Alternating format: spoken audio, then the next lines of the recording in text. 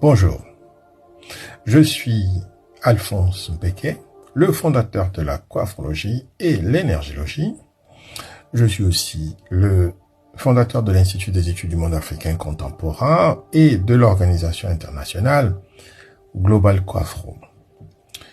Aujourd'hui, ce 26 mars 2026, j'ai un message pour vous.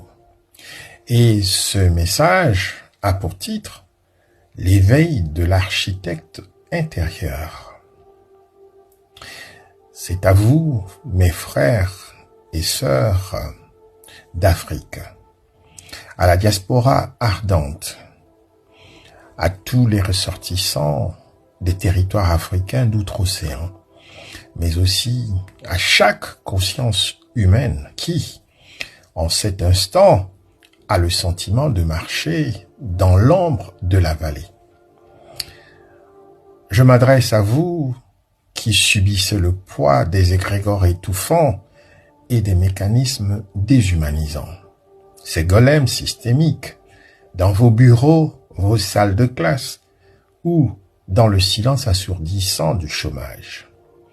Je sais que la pente semble raide, que l'énergie vampirique de certains milieux cherche à consumer votre force vitale, vous laissant avec l'impression d'être au point le plus bas de votre existence. Mais écoutez ceci. Le point le plus bas n'est pas un gouffre, c'est une fondation. La coiphrologie ne vient pas vous apporter une consolation passive, mais une technologie de l'esprit et de l'action. Elle vous enseigne que nous ne sommes pas des victimes de circonstances, si vous voulez, mais des conducteurs d'énergie. D'abord, le rejet des égrégores. Les entités énergétiques qui vous épuisent ne nourrissent que votre peur et de votre sentiment d'impuissance.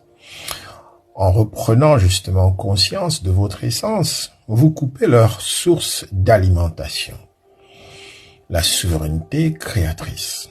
Vous possédez en vous une technologie ancestrale et futuriste, la capacité de transmuter le manque en opportunité par la force de la pensée structurée et de l'action ciblée.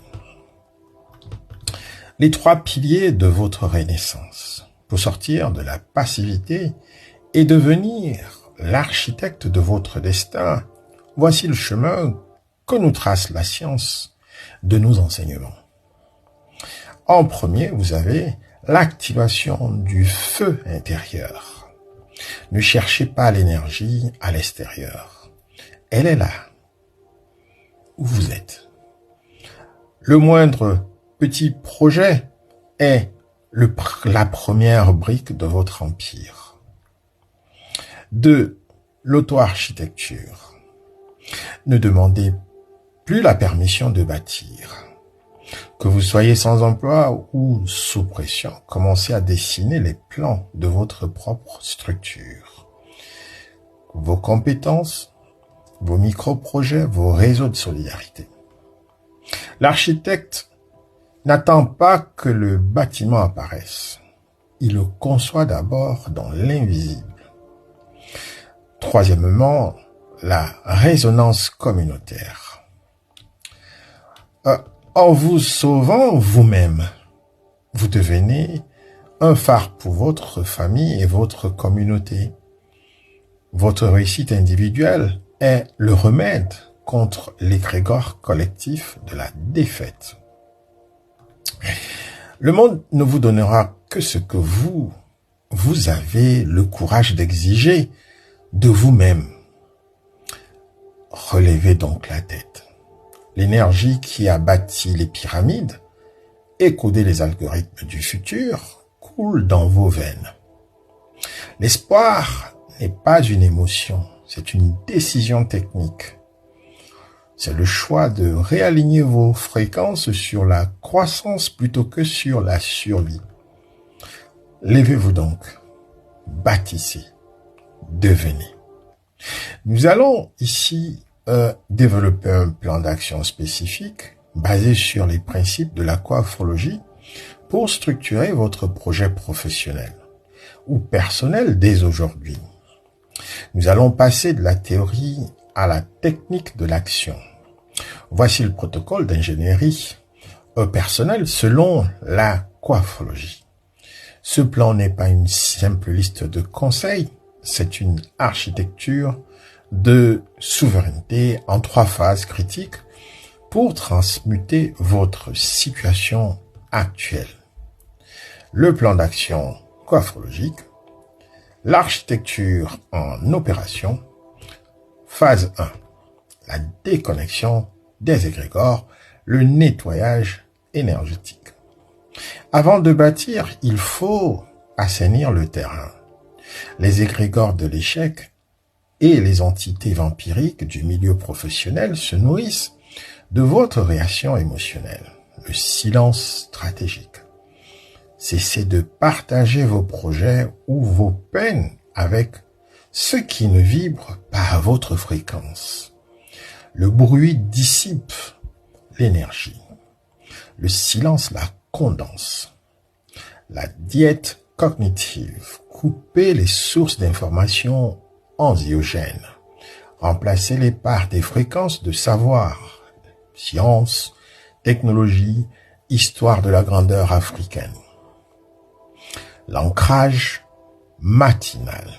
Consacrez les 30 premières minutes de votre journée à l'affirmation de votre propre moi architecte. Visualisez votre structure de vie avant que le monde ne tente de vous imposer la sienne. La phase 2, l'auto-ingénierie, le développement des compétences. Si vous êtes sans emploi,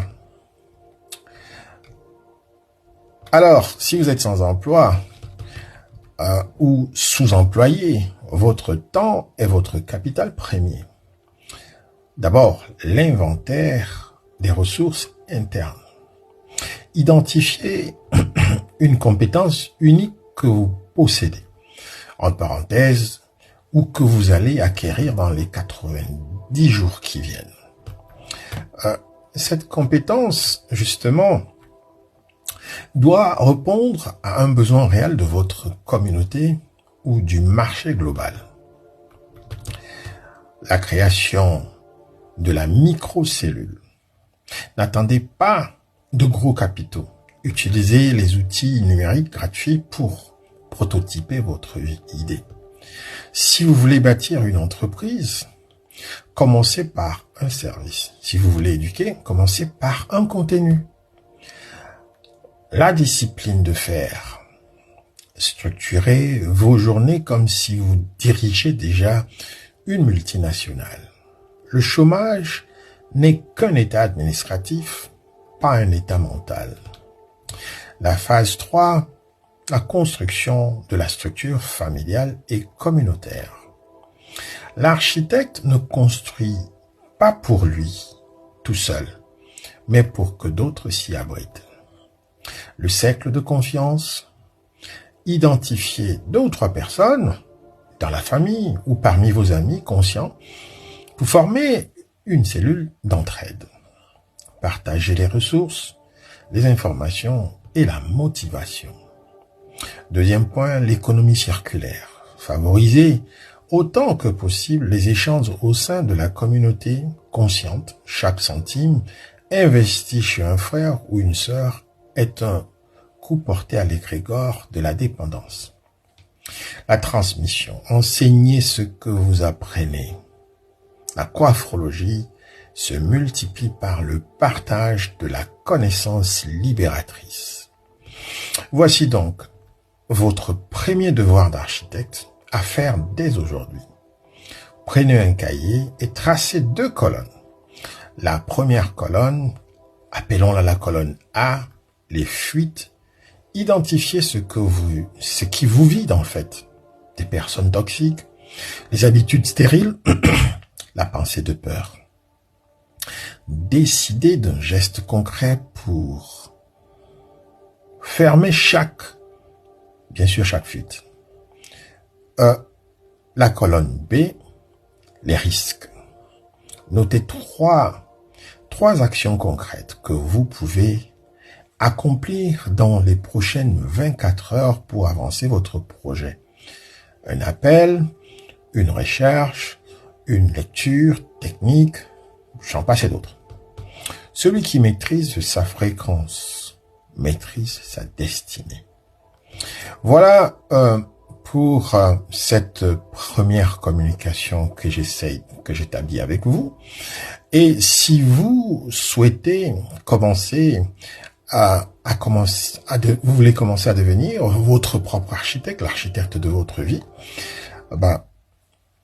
nous sommes là, je suis là, avec l'Institut des études du monde africain contemporain. Nous aurons le plaisir de vous accompagner, de vous guider dans chaque étape pour justement vous permettre de trouver votre autonomie et votre indépendance. N'hésitez pas de vous abonner ici sur Facebook, de vous abonner aussi sur YouTube, bien sûr sur TikTok aussi et tous les autres réseaux sociaux dans lesquels nous sommes inscrits. Et justement, nous offrons aussi des masterclass. Nous offrons aussi des masterclass, des formations. Donc, n'hésitez pas de prendre contact avec nous pour nous demander les formations que nous offrons en fonction de ce que vous êtes en train de vouloir faire. Alors, si vous êtes en train de vouloir vous lancer dans justement la création d'entreprise, n'hésitez pas, on va vous accompagner avec la continuité de cette capsule que nous sommes en train d'offrir, qui s'intitule « Les messages coiffologiques du professeur Alphonse Becquet ». La deuxième capsule vous sera communiquée cet après-midi, avant bien évidemment 18 h. Je vous souhaite une très bonne journée et on se dit à très bientôt. Ubuntu Kama. Au revoir.